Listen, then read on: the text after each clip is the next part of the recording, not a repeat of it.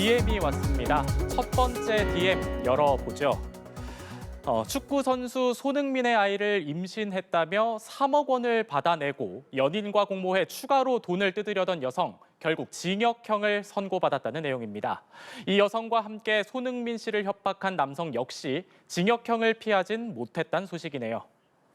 서울중앙지방법원은 오늘 공갈과 공갈 미수 등 혐의로 기소된 20대 여성 양모 씨에게 징역 4년을, 공갈 미수 혐의를 받는 40대 남성 용모 씨에 대해 징역 2년을 각각 선고했습니다. 양 씨는 지난해 6월 손흥민 씨 측에 태아 초음파 사진을 보내며 당신의 아이를 임신했다 이렇게 주장하면서 금품을 요구했습니다.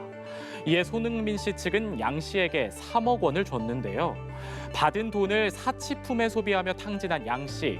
연인이던 40대 남성 용 씨와 함께 임신, 낙태 사실을 폭로하겠다고 손흥민 씨를 협박하며 7천만 원을 더 뜯어내려 한 걸로 드러났습니다. 재판부는 양 씨가 유명인 특성상 범행에 취약한 손 씨에게 이를 빌미로 큰 돈을 받아 죄질이 불량하다고 질타했고요.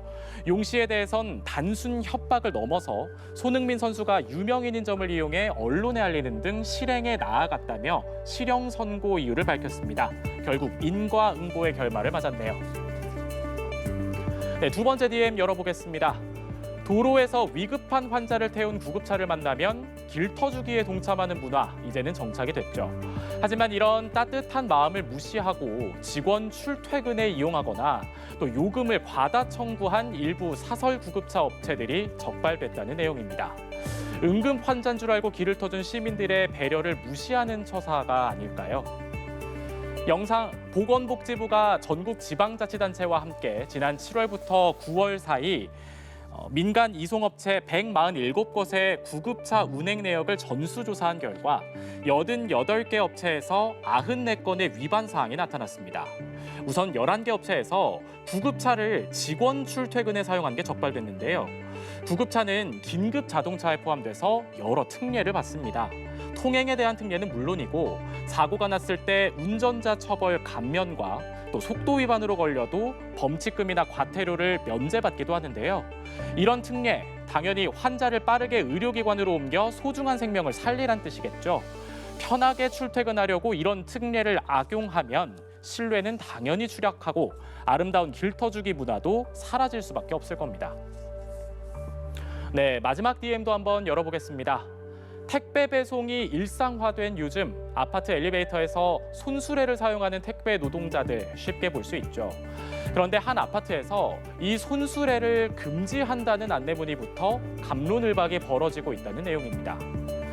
택배 손수레 탑승 금지라는 제목의 안내 글이 붙었습니다. 이런 조치를 취한 이유 뭘까요?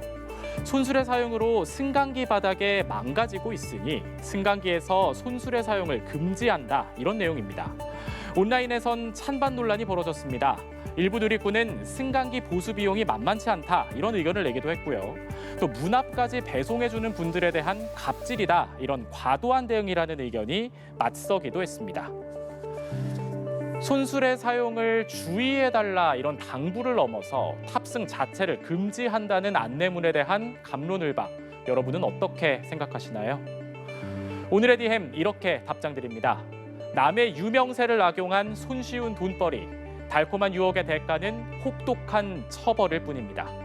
소중한 생명을 위한 모두의 배려도 악용하면 안 되겠죠. 건강한 사회의 밑바탕은 바로 신뢰라는 점 명심해야겠습니다. 지금까지 DM 전해드렸습니다.